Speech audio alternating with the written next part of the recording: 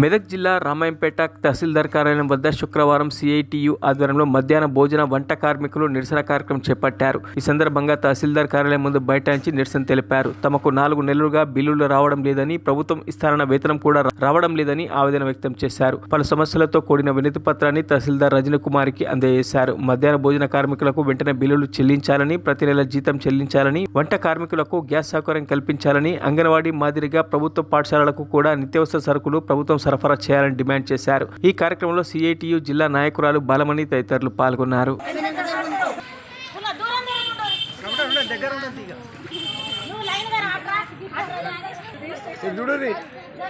కానీ అన్ని బిల్లులు మంచిగా చెల్లించాలి. మాకు మేమేమైనా తక్కువ చేస్తే ఇట్లా చేసిరని మనం నిలబెట్టాలి. మేము మంచిగా పిల్లలు పెట్టాక ఉడక మాకు రాకపోతే చాలా ఇబ్బందులు ఉన్నాయి. కట్టెలు 800కు కింటల కట్టెలు అయినాయి. ఇప్పుడు కట్టెలతో అండాలంటే లావు కష్టం అవుతుంది. మరి ఇవన్నీ తెచ్చుకుంటే మేము పెట్టుకుంటా ఆటో టాకులో చచ్చిపెట్టట్టు మాకు మస్తు ఇబ్బందులు ఉన్నాం మేము. మరి ఇబ్బందులు మరి ఎవరు సహకరిస్తారో మీరు నమస్తే చెప్తున్నాం సార్. మంచిగా చేసి మాకు అన్ని మాది రాంపేట మండలం. మరి స్కూల్ బిల్లులు ఒక్కటి జూన్ నుంచి అస్సలు పడట్లేదు. మాకు మస్తు ఇబ్బంది అవుతుంది సార్. అది మీరేమో 5 రూపాయల రేటు వేస్తున్నారు, మాకు 8 రూపాయల రేటు వేస్తున్నారు. మేము ఎంత అప్పుల సమస్యలో ఉండినా అండి పెడుతున్నాము సార్. మరి మీరు నీట్గా వండాలని మాకు చెప్తున్నారు, నీట్గా వండుతాము. కానీ మాకు గ్యాస్ కావాలి సార్. అంగన్వాడికి ఇచ్చే సరుకులన్నీ మాగిన మీరు ఉచిత. రామాయంపేట మండలంలో మధ్యాహ్న భోజన కార్మికులు సమస్యలు పరిష్కారం కావాలని చెప్పి ఎంఆర్ఓ గారికి వినతి పత్రం ఇవ్వడం అనేది జరిగింది.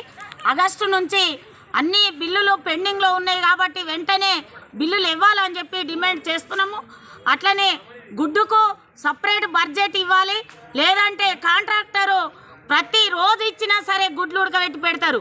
గుడ్డు మాత్రము ఒక వారంలో ఒకటే రోజు పెడతాము. బిల్లులు సరి అయిన టైంలో వస్తలే కాబట్టి ఒకటే గుడ్డు పెడతామని చెప్పి సిఐటిగా హెచ్చరిక చేస్తున్నాం. లేదంటే ఎంఆర్ఓ దగ్గర అయినా కలెక్టర్ ఆఫీస్ దగ్గర అయినా నిరాహార దీక్ష చేయడానికి కూడా సిద్ధంగా ఉన్నాం.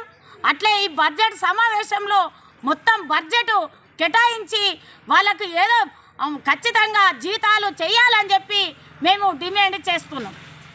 మరిన్ని అప్డేట్స్ కోసం మా ఛానల్ని సబ్స్క్రైబ్ చేయండి.